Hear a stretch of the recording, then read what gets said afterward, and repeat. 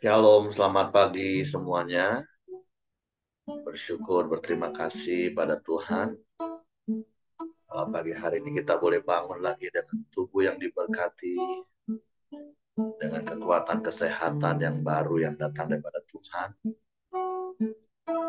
Dan kita boleh bersama-sama lagi datang menghampiri tahta kasih karunia Tuhan, menaikkan pujian, syukur, penyembahan kita. Mari kita datang dengan hati yang bersyukur, sebab kemurahan dan kebajikan dan terus Tuhan nyatakan di sepanjang hari-hari hidup kita, sehingga kita boleh ada sebagaimana kita ada sampai hari ini. Bapa, kami bersyukur, kami berterima kasih kepadamu pagi hari ini. Terima kasih buat sepanjang malam tidur nyenyak yang kau beri bagi kami. Dan pagi hari ini kami boleh bangun dengan tubuh yang diberkati. Terima kasih buat hari baru penuh berkat. Untuk kemenangan dan sukacita melimpah yang kau jadikan bagi kami. Dan kami mau terus tinggal di dalam hadirat-Mu, menikmati kasih-Mu, menikmati kuasa-Mu, menikmati damai sejahtera dan sukacita-Mu dalam hadirat. Sebab sungguh indah dalam hadirat. Dan kami mau terus tinggal di dalamnya. Terpujilah nama-Mu, terpujilah nama-Mu.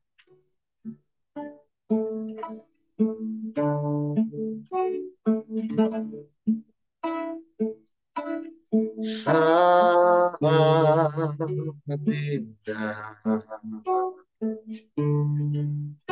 ku berhadapan denganmu,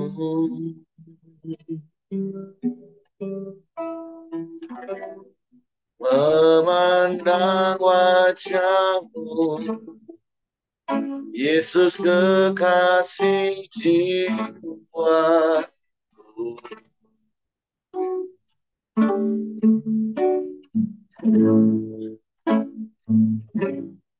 Bawalah daku erat dalam pelukan-Mu,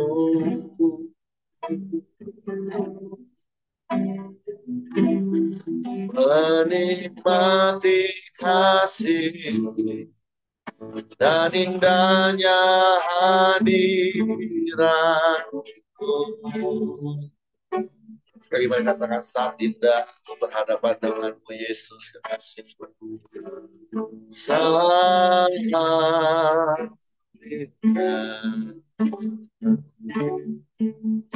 ku berhadapan denganmu,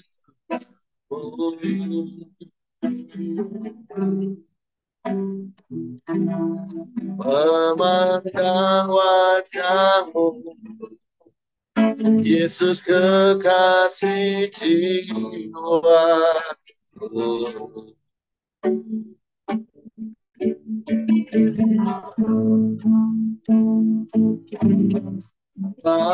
Bawalah daku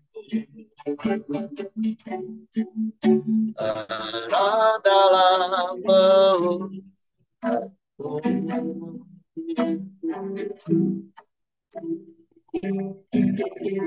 menikmati kasih dan indahnya hadirat-Mu.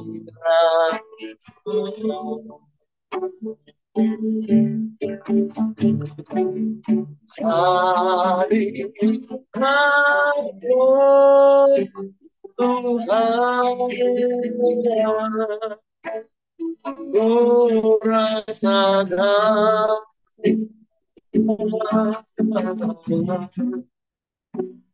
kekudusan-Mu yang baik.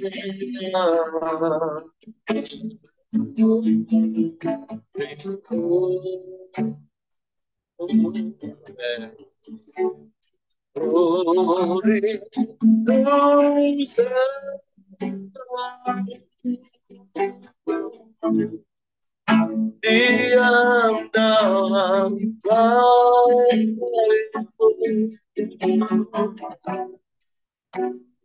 menikmati kasih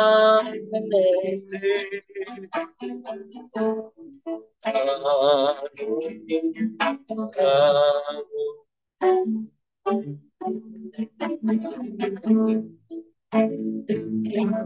saat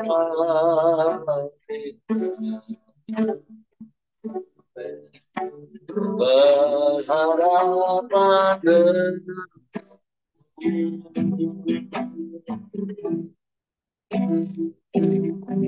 memandang wajahmu, Yesus kekasih jiwaku.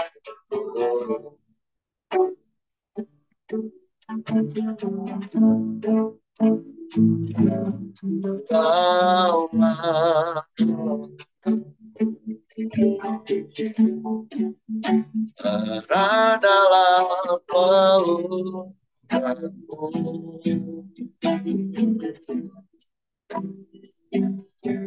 menikmati kasih dan indahnya hadiratmu.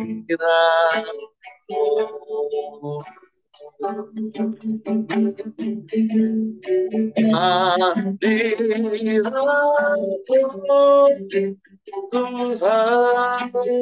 Tuhan, ku rasakan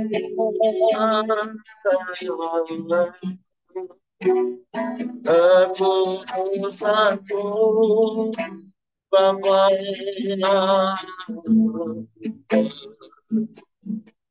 diriku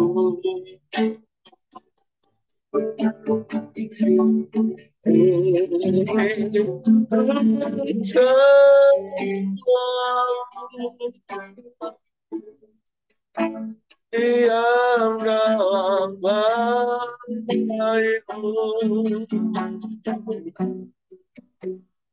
menikmati kasih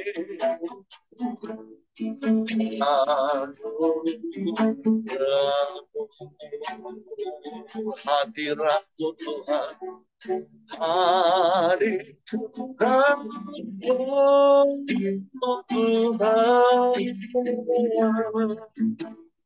ku rasakan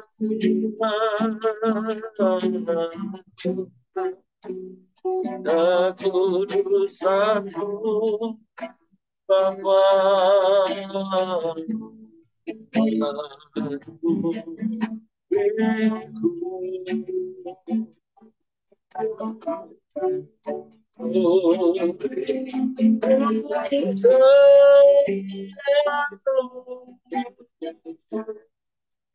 diam dalam baitmu, menikmati kasih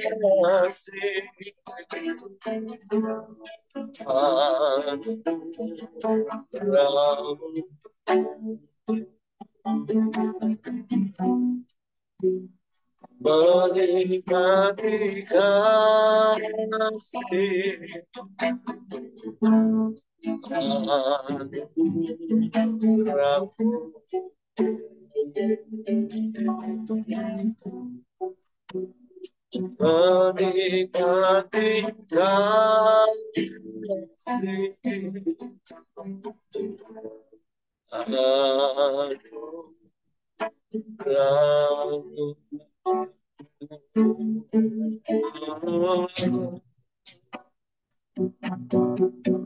menikmati anugerahmu,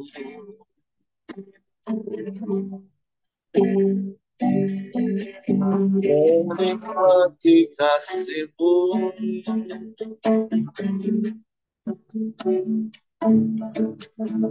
dalam hadirat-Mu,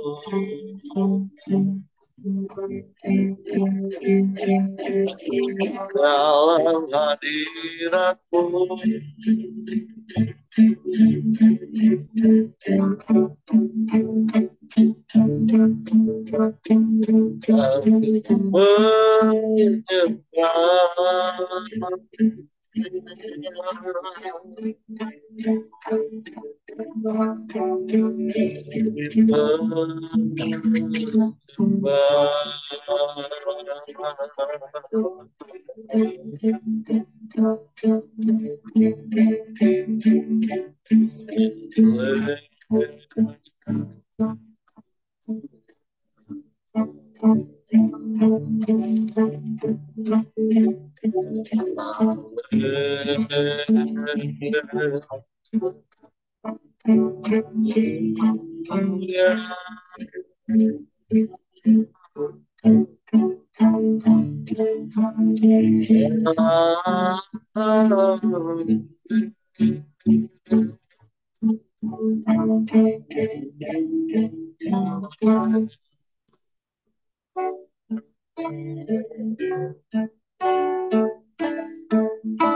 Terpujilah nama-Mu,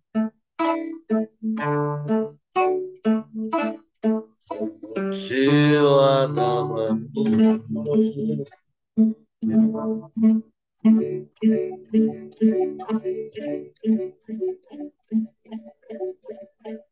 Engkau layak terima pujian. Kami sembah, kami sembah.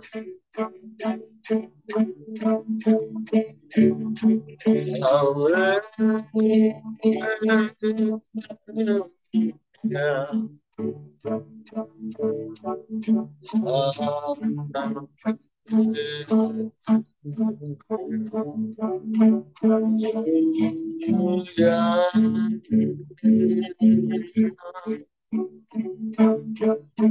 Ajaib Engkau, ajaib Engkau.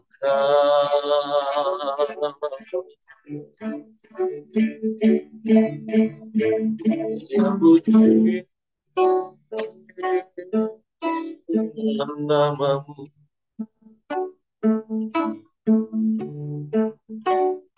puji nama-Mu,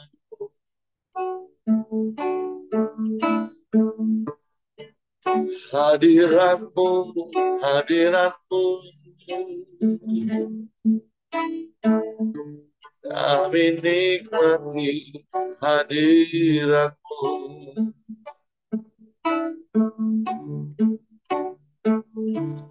Ada damai sejahtera berlimpah,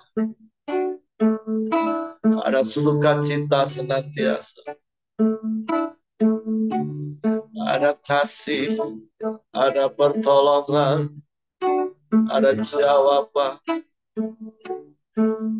Segala yang terbaik ada dalam hadirat-Mu.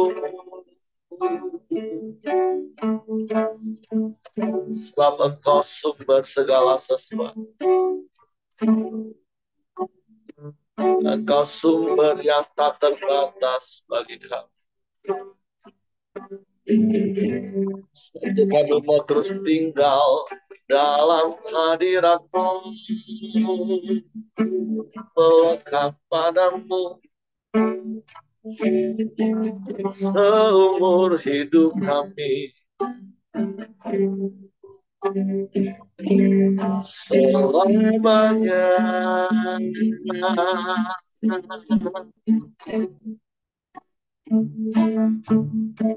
Bersamamu, bersamamu Tuhan.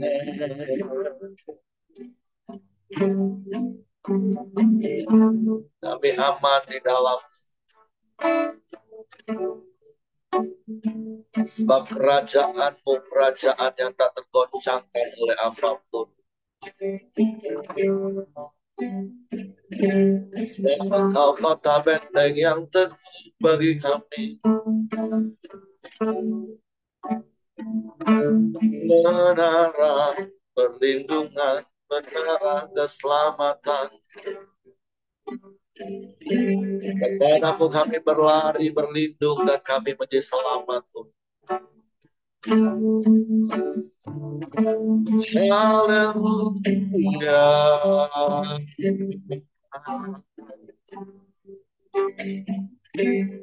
Terpujilah namamu. Haleluya.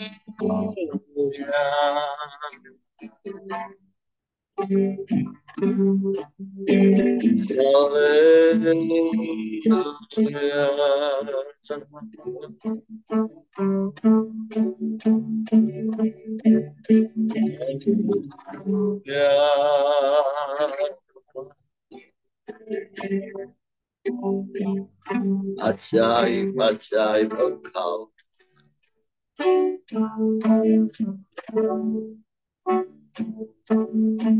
Kau yang layak, layak dipuji, layak disembah, dimuliakan. Haleluya.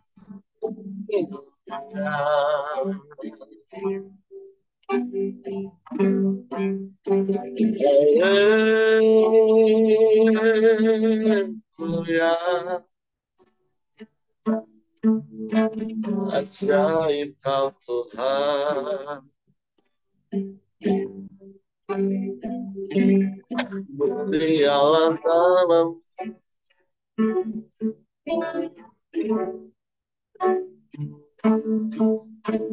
Terima kasih. Terima kasih. Terpujilah namamu.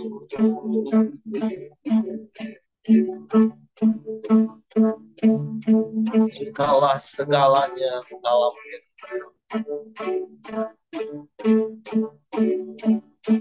Engkau yang terutama dalam hidup kami. Hanya kepadamu hati kami percaya. Hanya kepadamu Yesus Tuhan. Engkau satu-satunya penolong yang ajaib. Tak ada yang lain, hanya Engkau. Hanya Engkau, apa yang baik bagi kami. Terpujilah namamu, Yesus, Yesus Tuhan. Haleluya.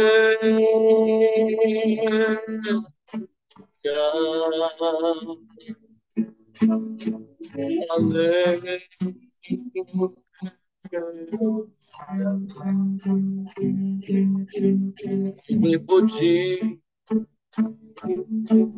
kami sembah, kami muliakan namamu, Yesus. Haleluya. Haleluya. Haleluya. Haleluya.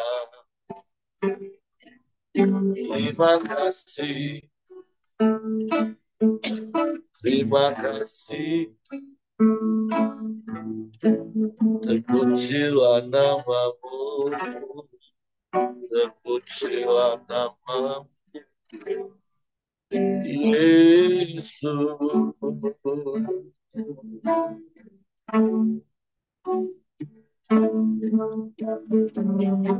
Hanya kepadamu lah hati kami percaya. Oh, kepadamu kami mempercayakan hidup kami. Ke dalam tangan kasih kuasa-Mu kami aman, kami tenang dalam hadirat-Mu.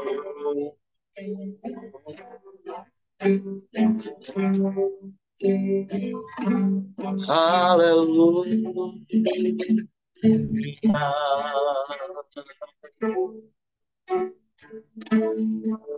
Haleluya. Haleluya. Haleluya. Terima kasih Tuhan. Terima kasih. Terima kasih.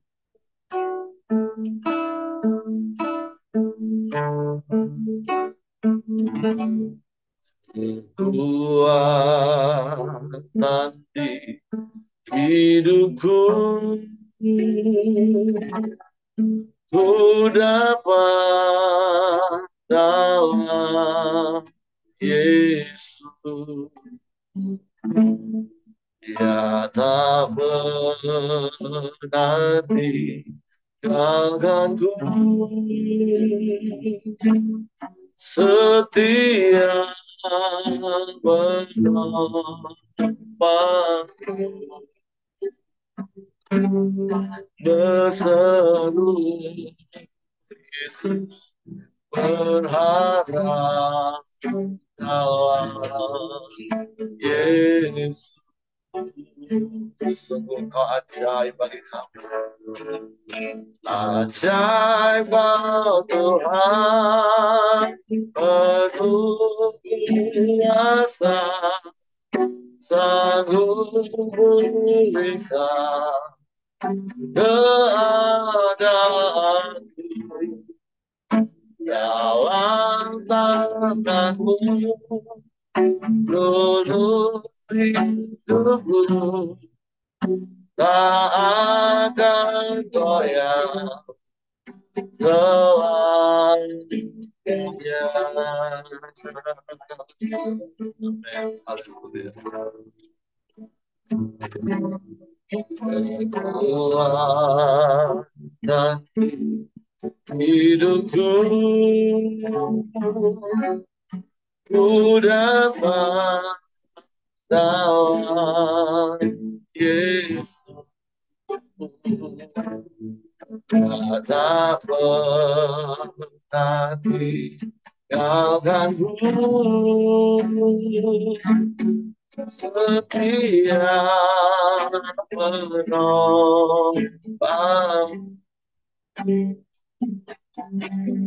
seru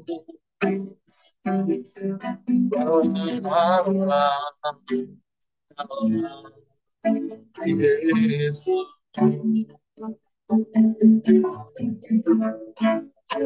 Ajaib Kau Tuhan, penuh kuasa, sanggup pulihkan keadaanku.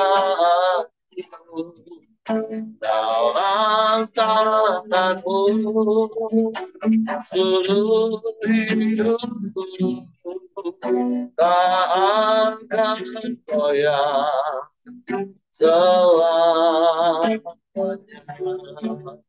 Ajar Kau Tuhan, penuh kuasa, sanggup pulihkan keadaanku. Dalam tangan-Mu seluruh hidupku tak akan goyah selamanya. Tak akan goyah selamanya. Hanya tak goyah selamanya.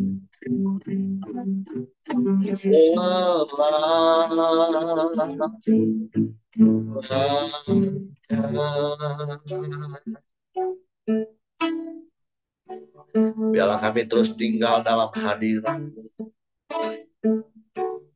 dan kami menikmati kekuatan yang datang daripadamu. Sehingga kami tidak goyah oleh apapun.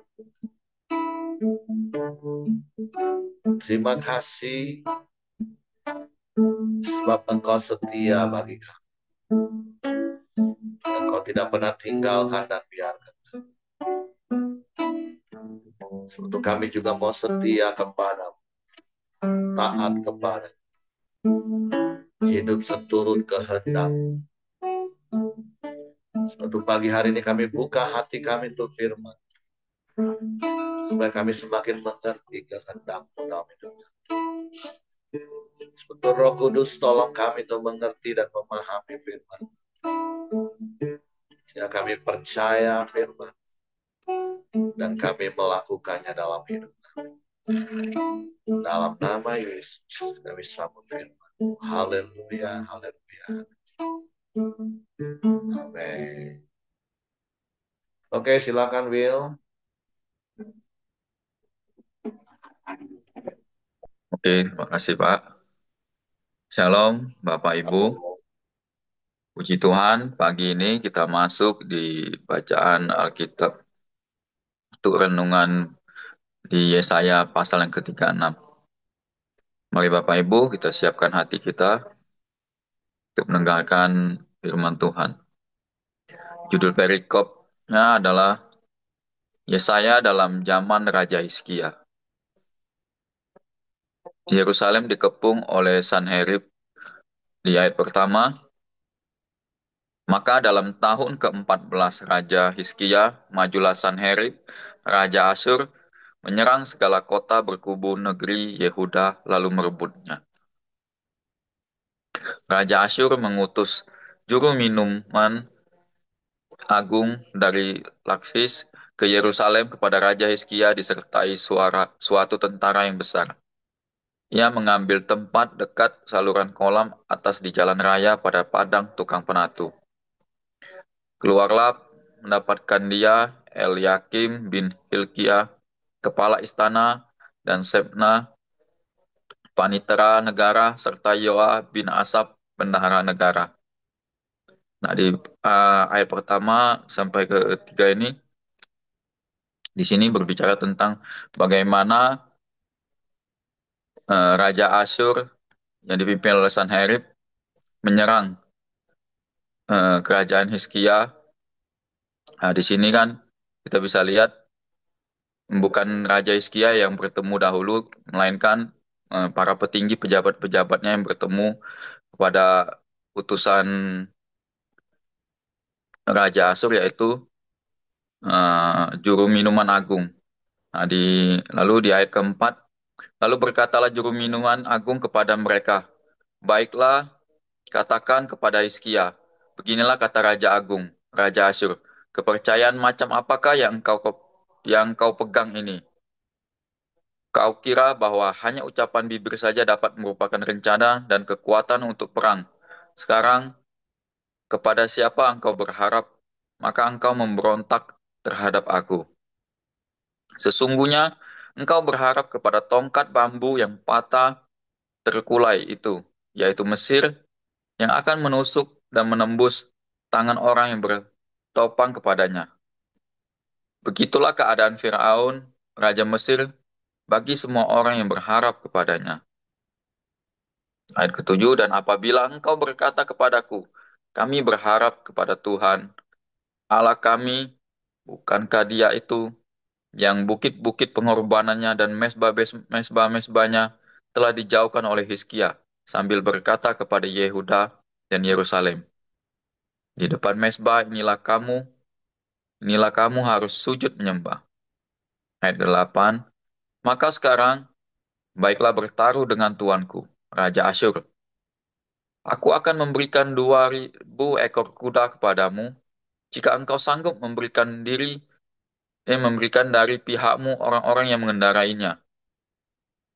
Bagaimanakah mungkin engkau memukul mundur satu orang perwira tuanku yang paling kecil, padahal engkau berharap kepada Mesir dalam hal kereta dan orang-orang berkuda?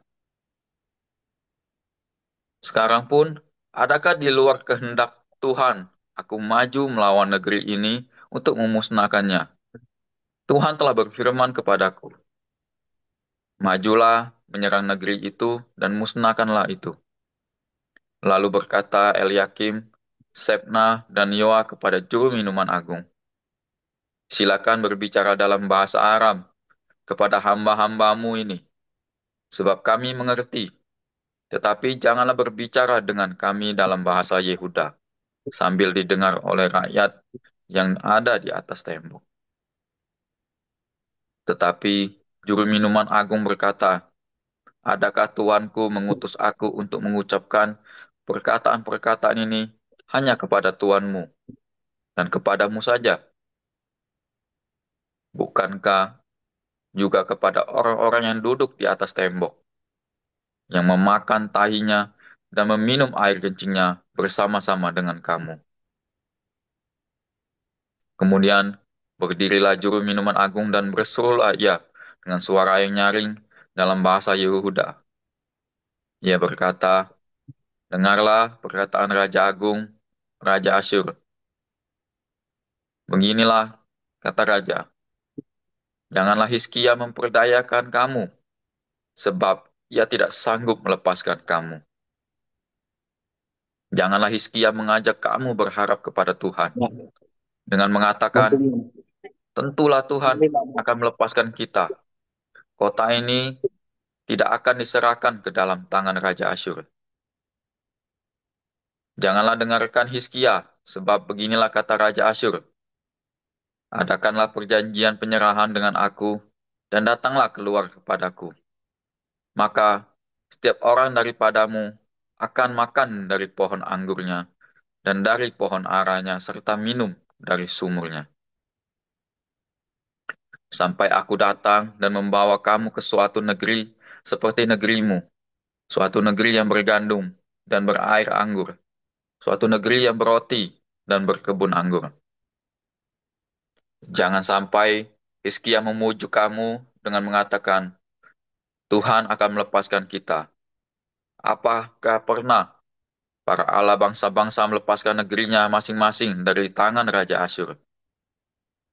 Di manakah para Allah negeri Hamat dan Arpar? Di manakah para Allah negeri Sefarwaim? Apakah mereka telah melepaskan Samaria dari tanganku? Siapakah di antara semua Allah negeri-negeri ini yang telah melepaskan negeri mereka dari tanganku? Sehingga Tuhan sanggup melepaskan Yerusalem dari tanganku. Tetapi orang berdiam diri dan tidak menjawab dia sepatah kata pun. Sebab ada perintah raja bunyinya, jangan kamu menjawab dia.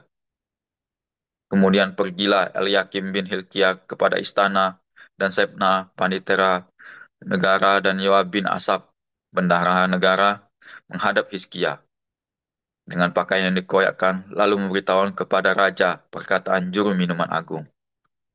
Ya, di sini kita bisa lihat bagaimana di sini ada 3 poin yang saya dapatkan. Yang pertama, bagaimana kesombongan seorang raja Asyur eh, yang dipimpin oleh Sanherib yang mengutus seorang juru minuman agung untuk memberitahukan kepada Raja Hizkia dan seluruh rakyatnya. Mereka sini datang, mereka sengaja menakut-nakutin kepada rakyat Raja Hizkia. Bisa kita lihat dari ayat yang ke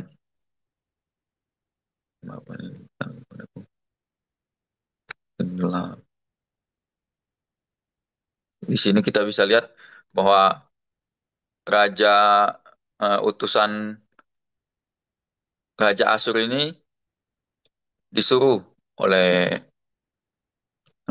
utusan Raja Hizkia untuk berbicara dalam bahasa Aram. Tetapi utusan Raja Hizkia, Raja Asyur ini tidak mau, karena sengaja supaya para rakyat Raja Hizkia ini bisa mendengar apa yang dikatakan oleh utusan Raja Asyur ini, sehingga membuat mereka takut.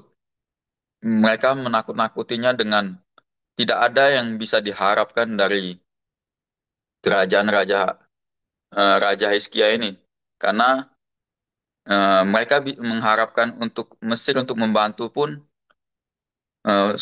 Pada saat ini Mesir itu sedang lemah juga. Bisa dilihat, kita bisa lihat juga bagaimana kesombongan seorang Raja Asyur yang mengutus juru minuman agung ini, sehingga mereka tidak takut akan dengan Tuhan. Nah, yang ke poin kedua ini kita bisa lihat bagaimana keteguhan hati, keteguhan iman seorang rakyat Raja Asyur dan Raja Hizkia, keteguhan iman terhadap pengharapan terhadap Tuhan. Apapun yang terjadi, mau ditakut-takutin bagaimanapun, mereka tetap teguh dan berharap kepada Tuhan. Nah, dan yang poin ketiga, saya bisa melihat, yang saya tangkapkan adalah bagaimana cara berespon seorang Raja Hizkia. Mau ditakut-takutin bagaimanapun oleh Raja Asyur, mereka berespon dengan benar, yaitu tidak menjawab perkataan orang-orang sombong ini. Karena kita tahu bahwa orang-orang sombong sangat dibenci oleh Tuhan. Dan untuk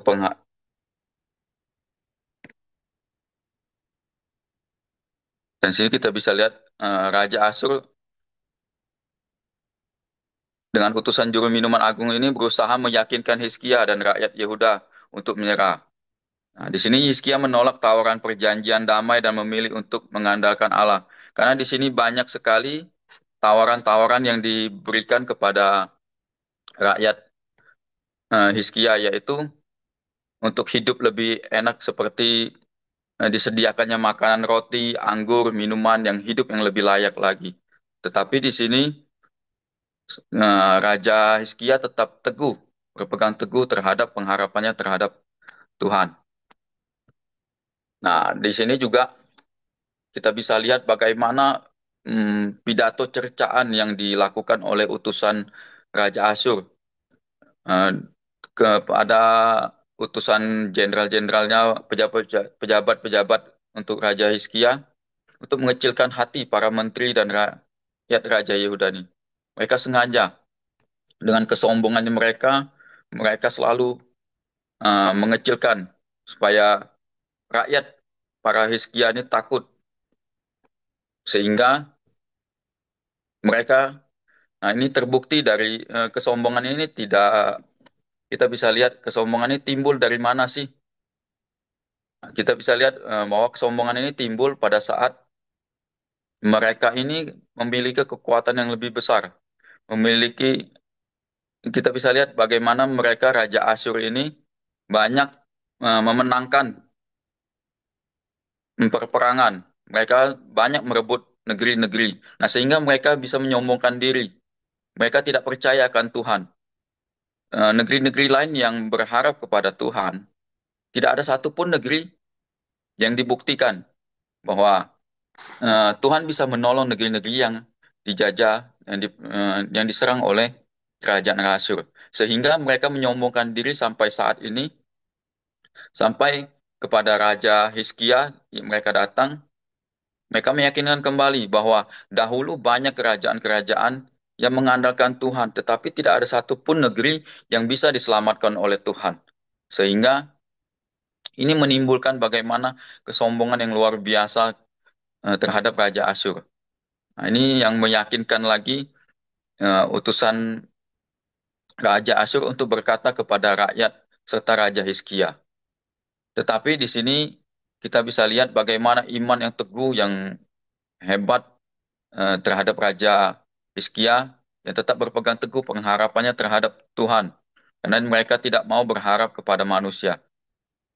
Dan juga bagaimana respon yang baik Raja Asyur ini, Raja Hizkia ini sebelum dia tahu bahwa akan datang utusan atau Raja Asyur akan datang, mereka sudah memberitahu kepada rakyatnya bahwa apa yang dikatakan, apapun yang dikatakan oleh utusan Raja Asyur, mereka sudah berpesan kepada rakyatnya untuk diam. Nah, itulah bagaimana kita menghadapi orang-orang sombong di dalam kehidupan sehari-hari kita.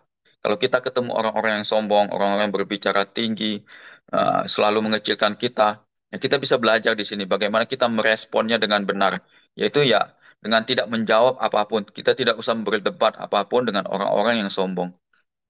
Nah, ini yang mengajarkan kita satu poin lagi, bahwa ketika kita menghadapi orang-orang yang sombong, orang-orang yang tidak takut akan Tuhan, orang-orang yang tidak percaya akan Tuhan, kita jangan datang berdebat, jangan menjawab terlalu panjang.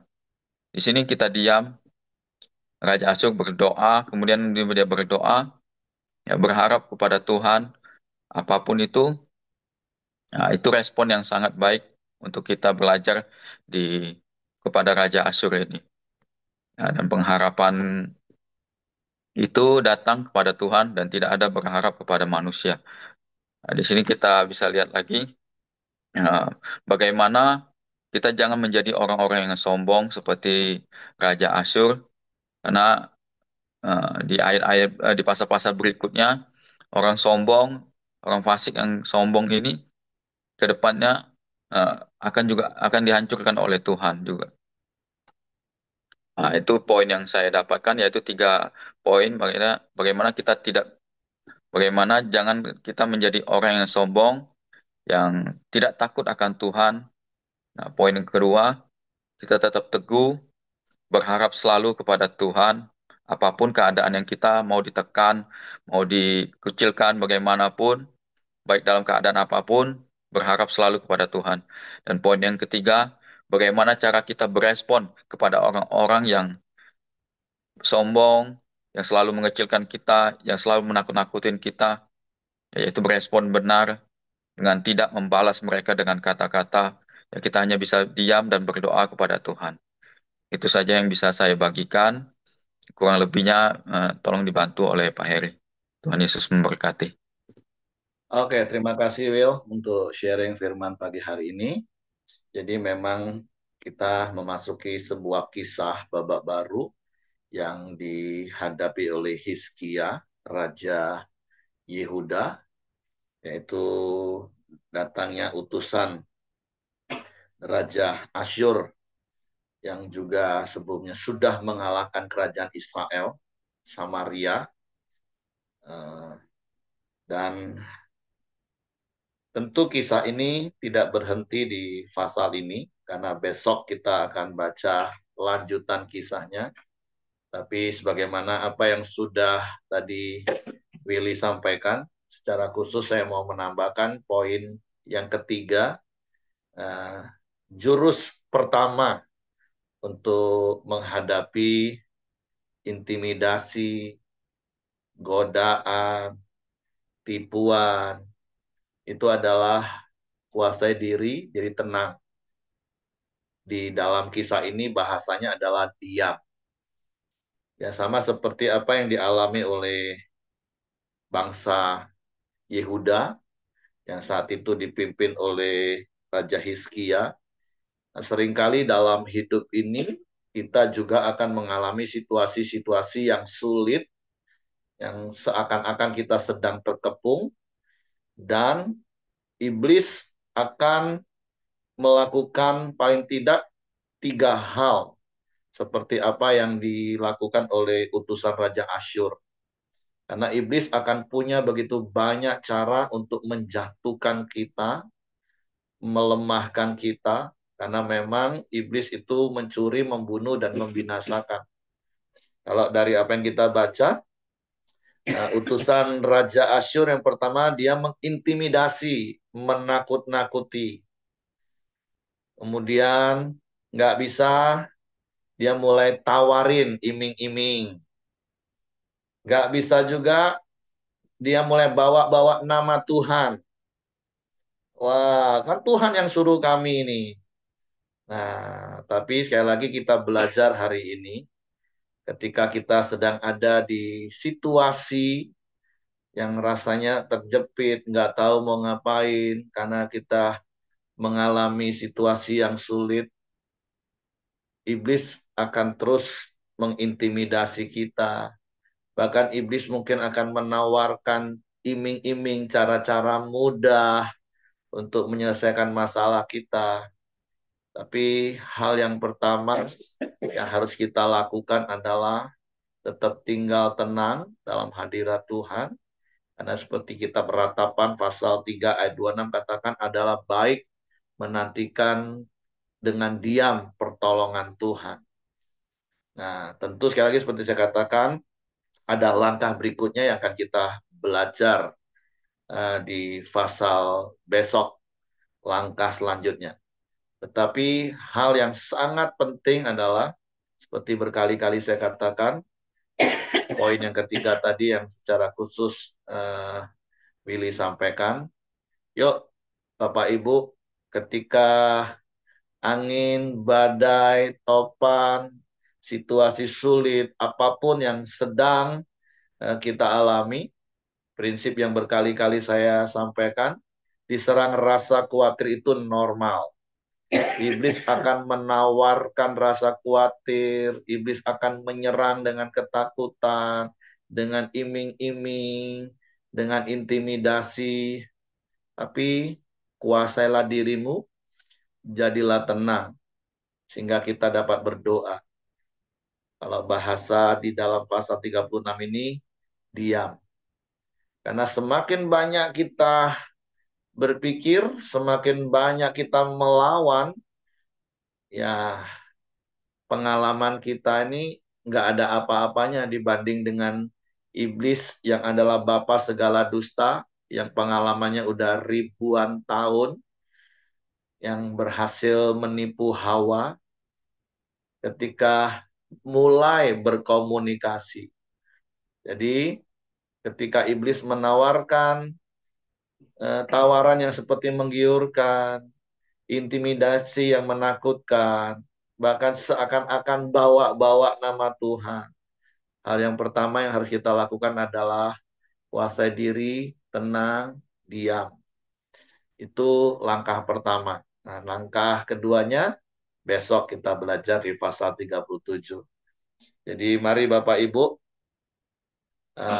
kita praktek kebenaran ini. Makanya berkali-kali juga saya katakan kami praktekkan Amsal 3 ayat 5. Percayalah kepada Tuhan dengan segenap hatimu dan jangan bersandar kepada pengertian atau pikiranmu. Karena iblis itu akan memakai area bebas kita ini, pikiran kita, dengan berbagai macam cara untuk mengintimidasi, menakutkan, bahkan menawarkan hal-hal yang sepertinya menggiurkan, jalan pintas. Tapi mari belajar hari ini, kuasai diri, jadi tenang, diam, dengarkan Tuhan. Jadi itu saja yang saya tambahkan.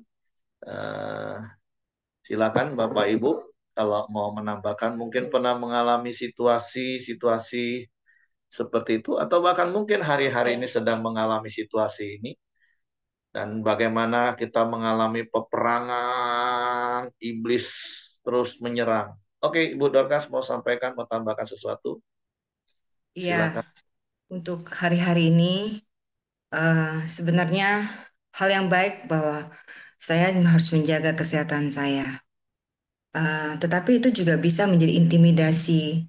Itu menjadi bagian intimidasi untuk saya ketika ada kepekaan, ada panggilan Tuhan untuk saya kerjakan.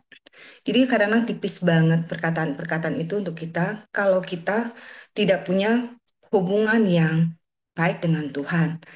Jadi hari-hari saya waktu di Jambi khususnya hati saya begitu kuat untuk banyak yang orang-orang yang saya harus ketemui gitu loh. Dan saya kalau saya bicara terlalu banyak saya capek gitu untuk kesehatan saya. Menjadi gampang keluar keringat dingin. Saya ditegur gitu loh. Eh, tapi tidak bisa diam untuk saya kerjakan. Saya ada rasa khawatir yang seperti Pak Heri bilang. Iya ya, saya udah mau kemo ini. Bagaimana nanti saya punya kesehatan? Tapi saya berdoa, Tuhan kuatkan saya. Jadi kalau saya sedang melayani kondisi oke, nanti habis itu drop gitu. Habis itu saya drop, saya tidur. Ketika saya mau pergi ke airport pun, mau balik ke Jakarta untuk kemo selanjutnya. Sebenarnya badan saya menjadi agak lemah karena di Jambi saya ada kegiatan-kegiatan yang eh, kayak kalau di Jakarta saya lebih banyak beristirahat. Saya bilang Tuhan, tubuh saya lemah, tapi saya mau mengerjakan apa yang kau suruh. Saya kerjakan. Nah, waktu mau tes darah, sebenarnya saya secara manusiawi saya deg-degan karena banyak yang saya nggak kurang istirahat atau apa. Saya deg-degan karena saya tahu badan saya terakhir ini suka dingin, berbeda dengan saya kemo-kemo sebelumnya. Saya tahu badan saya, tapi oke lah saya menyerahkan. Saya bilang bukan sedang mencoba Tuhan, tapi saya penuh percaya Tuhan akan tetap menolong saya. Jadi di dalam proses itu kepekaan kita di dalam apa yang harus saya kerjakan, saya kerjakan. Selanjutnya Tuhan tetap yang akan memberikan kepada kita kekuatan keajaiban yang perlindungan Dia kepada hidup saya. Justru yang keenam, justru di dalam kondisi saya yang saya bilang ada rasa takut. Justru saya dapat nilai yang bagus di dalam nilai nilai nilai hasil tes saya. Jadi saya kaget loh, bisa ya hasil tes darahnya bagus gitu untuk saya lanjutin. Dan di dalam hasil setelah saya kemo, saya lewatin hari-hari saya, nggak ada rasa efek samping dan segala macam gitu loh. Itulah keajaiban. Eh, ada bagian yang memang hubungan kita dengan karena kita belas kasihan dengan diri kita sehingga panggilan yang Tuhan suruh, kita bisa terlewatkan. Seperti Hizkia pun, kalau Hizkia bisa melewatkan setiap apa yang diomongkan, kita memang akan mudah terlewatkan. Akan mudah lewat apa yang sebenarnya menjadi panggilan atau yang memang diminta Tuhan itu memang sangat tipis sekali. Tapi sangat berbahagia banget, sangat sukacita sekali. Kalau kita memang lakukan bagian dan kita akan melihat setiap banyak sekali keajaiban-keajaiban yang bisa kita lihat. Dan satu lagi, karena teman saya kan saya baru ikut Komsel kemarin. Hebat sekali teman saya itu juga. Dia banyak intimidasi dari istrinya malah. Dia dikasih komisi besar. Dikasih komisi besar. Karena dia ya rumah sederhana, tapi dikasih komisi besar dari pihak supplier. Tapi dia karyawan. Istrinya bilang ya kapan lagi dapat duit gitu loh. Ini kan enggak masalah, ini komisi, bukan uang sogokan gitu loh. Tapi dia berprinsip Tuhan akan memberikan saya yang berbeda, berkat yang berbeda. Jadi intimidasi justru kadang dari orang dekat, merasa bahwa itu berkat. Jadi atau intimidasi mengatakan bahwa itu untuk baik, untuk kesehatan kita. Sebenarnya itu baik semuanya. Tapi di dalam hati kita, kitalah yang tahu, kan. Kitalah yang paling tahu. Sesungguhnya apa sih yang Tuhan suruh untuk secara kita pribadi. Jadi temanku itu, dia lepasin duitnya itu segitu banyak. Tetapi ada berkat yang besar di dalam kehidupan dia yang Tuhan berikan, yaitu dia dikasih jalan-jalan ke Jepang oleh bosnya yang orang lain nggak dapetin gitu. Tapi dia merasa puas, dia merasa jauh lebih nikmat kayak gitu. Jadi itu yang kesaksian yang bisa saya berikan. Thank you. Oke, terima kasih untuk Ibu Dorcas. Jadi poin pentingnya kita yang sendiri yang peka dengar suara Tuhan. Karena sekali lagi iblis bisa mengintimidasi, iblis bisa menawarkan, yang menggiurkan, bahkan bawa-bawa nama Tuhan, sehingga kita bisa terlena.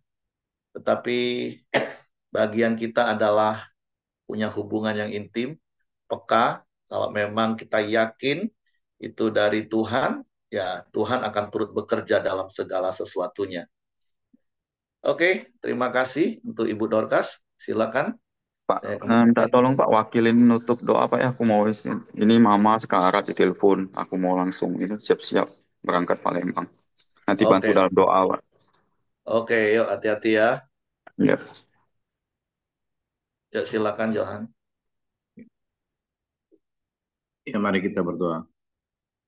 Bapak, terima kasih atas kebaikan-Mu Tuhan. Kami sudah menyelesaikan koramdio kami Tuhan. Biarlah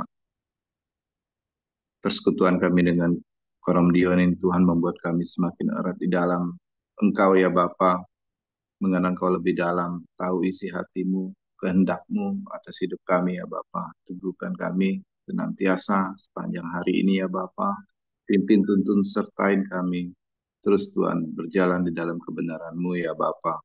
Terima kasih ya Bapa. Kami berdoa khusus untuk Willy Tuhan. Kau berkati ya Bapa Willy dengan kesehatan, dengan hikmat, akal budi, kuasa, penyertaan-Mu Tuhan. Berkati terus eh, istrinya ya Bapa, keluarga besarnya yang Kau berkati ya Bapa. Keinginan hatinya untuk memiliki keturunan ilahi biar Kau berkati ya Bapa. Berkati Mama Willy ya Bapa, yang lagi sakit ya Bapa, Kau berkati, Kau jamah Tuhan, Kau jamah, biarlah kasih karunia, anugerah, keselamatan terjadi, dan kesembuhan terjadi ya Bapa. Terima kasih ya Bapa, terpujilah Engkau ya Bapa, berkati perjalanan Willy ke Palembang ya Bapa, sertai, lindungi, tiba di dengan selamat tanpa kekurangan apapun Tuhan. Terima kasih ya Bapa, yang terbaik yang Tuhan berikan untuk keluarga Willy ya Bapa. Terima kasih ya Bapa, kami berdoa juga untuk Bu Dorcas Tuhan, kau tambah-tambahkan terus hikmat, tambah-tambahkan terus kesehatan, setiap sel-sel dan organ-organ tubuhnya, itu semakin hari semakin baik Tuhan. Visi misi, pelayanan, pekerjaan, usaha, anak-anak, keluarga, apapun Tuhan, yang terbaik Engkau berikan bagi Bu Dorcas Tuhan. Berkati doa, keinginan hatinya ya Bapa. Kami semua yang hadir di Koramdio ini Tuhan, Engkau sertai kami senantiasa. Engkau berkati kami ya Bapa. Engkau naungi kami dengan kepak sayap-Mu ya Bapa. Engkau sertai kami Tuhan. Engkau berikan hikmat kami menjalani sepanjang hari ini Tuhan. Biarlah kasih karunia Tuhan menyertai kami semua ya Bapa. Terima kasih Tuhan Yesus. Kami berdoa Tuhan untuk usaha Pak Siregar ya Bapa, dengan Buyung Christian.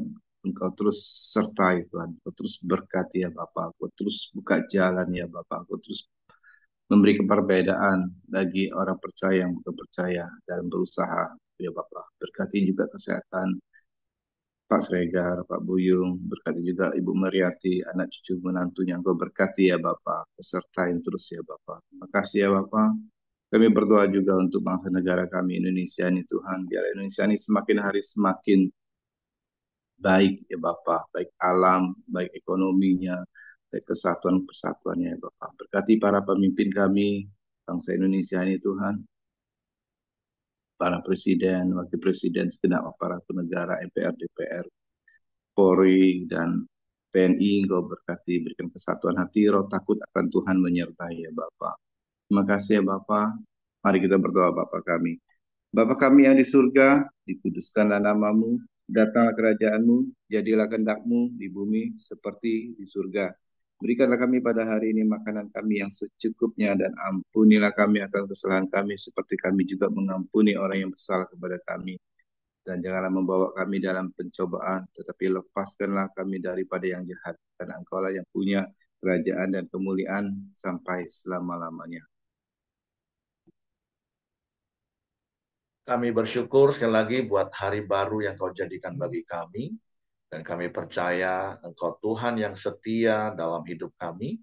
Biarlah kami boleh semakin peka untuk mendengarkan suara-Mu, sehingga kami tidak tertipu oleh intimidasi, bahkan tawaran yang menggiurkan, bahkan iblis yang datang seperti malaikat terang dalam hidup kami.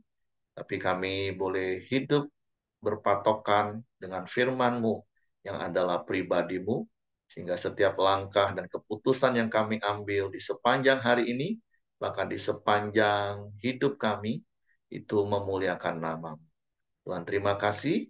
Tutup bungkus kami kuasa darah Yesus, malaikat kuasa tempat tinggal kami, menyertai keluar masuk kami sepanjang hari ini. Dan biarlah kasih karunia Bapa, damai sejahtera di Yesus Kristus, serta pimpinan persekutuan Allah Roh Kudus menyertai kita sekalian. Mulai hari ini sampai Maranatha, dia Yesus datang kali yang kedua. Di dalam berkat nama Tuhan, Yesus Kristus. Haleluya. Amin. Oke, semangat pagi. Selamat beraktivitas. Tuhan memberkati.